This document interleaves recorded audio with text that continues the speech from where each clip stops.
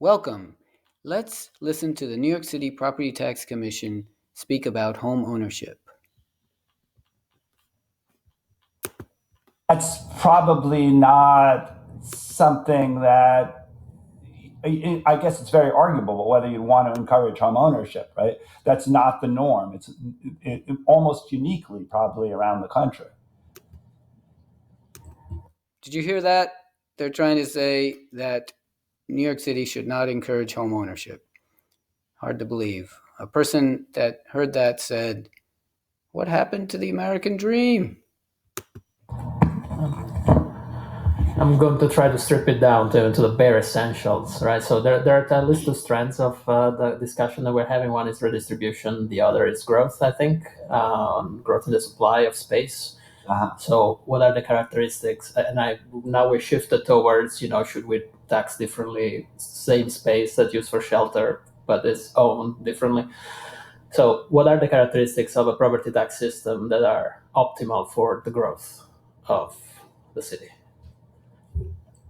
Well, I think, again, going back to the Lincoln Institute is like something that doesn't discourage structure, the buildings of structure. So something that's tilted more towards land and less towards structures. So where the split taxation system. Some kind of split taxation is, likely to be more economically efficient. It's very difficult to implement, hasn't been implemented in many places around the country, but that's in terms of economic efficiency or growth, and that would be the easiest policy recommendation to make. And so Did you hear that? Now they're saying that we should not tax structures, just tax land. So no matter what you build on it, you get the same tax, whether it's 16 million stories high or 1 story high. I think that's what they're saying, and wow, that's amazing. What happened to people? What happened to home ownership? What happened to individuals who own their homes? The majority of New York City was homeowners. Now, just because there's a lot of tall buildings, that they should just get rid of all of us? Wow. what do you do just at the margin for new buildings?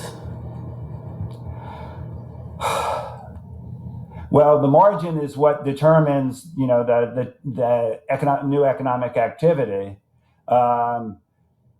But if you only do it at the margin, then there's some distortion of the incentives to maintain the existing buildings, and so you'd have to be concerned about that. But that would mean more filtering?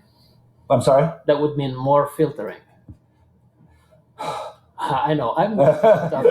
Also, we understand. Okay. Small club here. Okay. Yeah.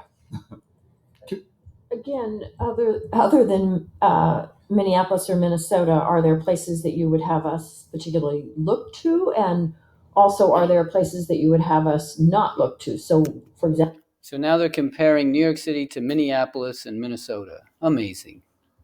What happened in Pittsburgh with more of the land value taxation? Yeah, the Pittsburgh did have this kind of split rate tax. And in Pennsylvania, it's I guess it's legally allowed, or at least it's more common. There are a number of smaller areas that have it. In Pittsburgh, as I understand it, Pittsburgh, first of all, did very well. If you look at a steel town that came back, and some people attribute it, I think, at least part of that to the split rate taxation. But they did do away with it, is my understanding. So I'm not terribly familiar with that case. I'd really like to get back to you if you give me a week or two to kind of look at the literature, and I'll email you. And I wonder whatever happened with that. That's more than a year ago. Do we ever see any of this? Did we even see a report? Nothing.